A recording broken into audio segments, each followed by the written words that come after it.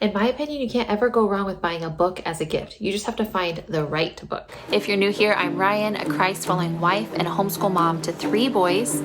Here we talk all things homeschool, and we will learn together how to use our roles as wife, mom, teacher, and homemaker in order to glorify God. Now, I fully believe that even non-readers could enjoy some sort of book. There's a book out there for everyone, right? So today I wanted to share what my recommendations are for spiritual growth for mom, right? So these aren't going to be kids' books. These aren't going to be just general books. These are going to be specifically speaking to the Christian mom. Before I get started, I wanted to mention that this is a collaboration hosted by Leilani over at Living with Eve.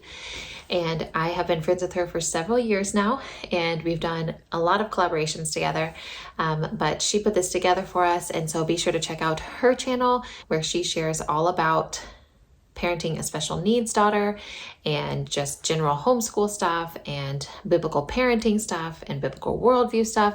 There's a little bit of everything over there, so definitely check that out. And also check out the playlist down below where there's gonna be a bunch of other moms sharing different book ideas. It'll be books for mom, books for everybody, books for kids, fiction, nonfiction. There'll be a whole bunch of stuff down there, so be sure to check that out. So I used to do book recommendations a lot on my channel. If you're an OG follower, then you know that, but I haven't done those in quite a while. So if you are an OG subscriber, then you may see some of these that I've already recommended before, but that's because they're just tried and true books that I really would recommend to any mom. So I'm going to share 5 newer books. I say newer because I mean like in the last 10, 15 years, I would guess. And then I'm going to share 5 books that a lot of them are older books, but they were books that like actually changed my life in one way or another. And not that they are like the most amazing books. Some of them are pretty close. But it was just a book that hit me at the right time that God just really used to transform me. So the first book I'm going to recommend is Total Truth by Nancy Pearcey. And this is a book about breaking out of that cultural Christianity mold, right?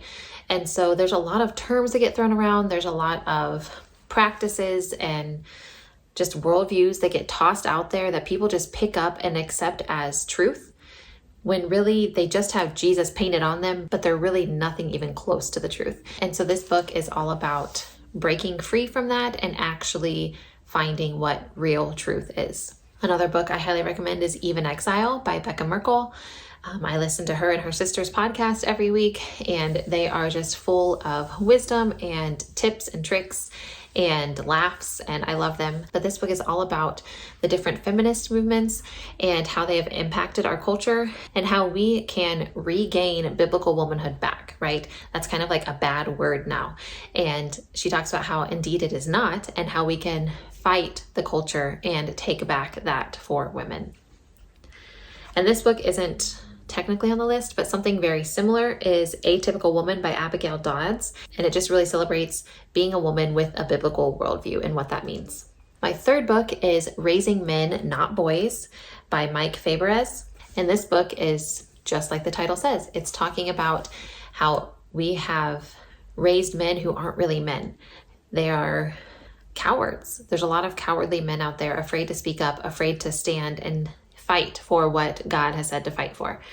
And so how do we combat that? How do we make sure that our boys don't fall into that mold? Now, of course, there are many men out there who are not like that. I'm not stereotyping everyone.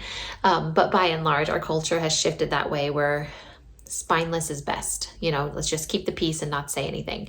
And how do we raise boys who are respectful and who are wise, but who are strong and will stand for what is right? Fourth book I will recommend to you is Broken Bread by Tilly Dillahay. And this is a Christian perspective on food and on, weight loss and all of that. It's mostly on food. But of course, in that comes all the fad dieting and all of the different things that go on in the food world. But it's a really good perspective on how we should tackle these issues with a biblical perspective. And the fifth book I would recommend to you is The Secret Thoughts of an Unlikely Convert. And this is by Rosaria Butterfield. And she shares just her conversion story, which is just an amazing God story in and of itself and worth the read. However, she really takes the time to just look at, here's what the Christians around me were doing and saying, here's what showed me Christ, and here's what didn't. And so there's a lot to be taken out of that, a lot to be said for how we should view missions, how we should view evangelism. And it's just, if nothing else, a really, really good story to see how God moved in her life. So these next 5 books are books that all but one, I think I've read more than once. And they are books that God just allowed me to read at just the right time. And he really showed me different things through these authors and through their insights. And they just hit me in a really pivotal point, each book at a different point in my life where I just was needing something, right? And God used these books to meet that need. So the first one that this isn't just for moms, this is any Christian, I would invite you to read The Holiness of God by R.C. Sproul. This is just a book that, reading it, I couldn't help but worship. I cried. I listened to it on audio. I read it in paperback. When I, would hear something, I would go back and listen again or read again. And then I go back and listen again and read again. R.C. Sproul just has a way with words that are like a gut punch and a hug at the same time. And that is why I love him so much. He just hits you with some really hard truths, but he does it in such a loving way that you're just like, yes, this is exactly what I need. But it just obviously talks about who God is and how we have forgotten his holiness and what that word holiness even means. Another book that really transformed me when it comes to being a biblical woman is Let Me Be a Woman by Elizabeth Elliot. And I recommended this time and time again. This is a series of letters that she wrote to her daughter. And this book is a little fluffier than some of the books that I typically read, but she says things in such a way that it makes sense. It's applicable, even though it's fluffy. Does that make sense? It's pretty, it's poetic, but it hits you where it matters, right? You actually get something from it. It's not just flowery for the sake of being flowery, right? And so that hit me at a time when I was just like, what am I doing in my life? And am I okay just being a mom? Do I need a job? Do I need to, how many kids do I want to have? Do I want to homeschool? Do I not? I was really just struggling with an identity crisis of like, okay, I'm a stay-at-home mom and that's it. And so this was just a breath of fresh air for me in that time. Another one is more of a devotional, but it just really, really, really is good. I don't know how many times I've done this, but it is Morning and Evening by Charles Spurgeon. If you have not done this one, you are missing out. There's quick scriptures, quick bites. I don't recommend it being your only Bible reading that you ever do, but if you're just needing those little nuggets throughout the day to just kind of get you through, and a way to, as soon as you open your eyes, look to Christ, and as soon as you lay your head down at night, look to Christ, this is the book for you. He has just a really good way with words that, again, is poetic, but it means something, right? It's not just fluff, it means something. And it always, always, always pointed me back to Christ. So definitely check that one out. And this last one I'm going to share is something that I just recently read for the first time. And this is N.D. Wilson's Death by Living. So this gives a really unique perspective on our view of death and life and what it means.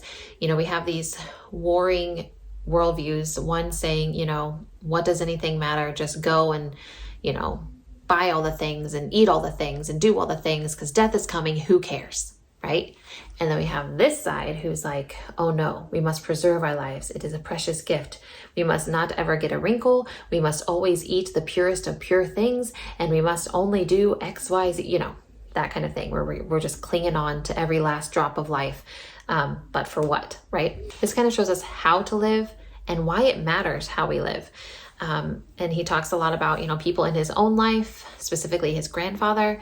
And it's just been a huge, huge blessing to me. And I will definitely be reading it again. So this is kind of short and sweet and to the point, but I hope these books help you, whether you're looking for something for yourself or whether you are looking to purchase a gift for a holiday or birthday or whatever for someone else. So let me know down in the comments below, have you read any of these and what did you think about them? I thank you so much for watching and I'll talk to you next time. Bye.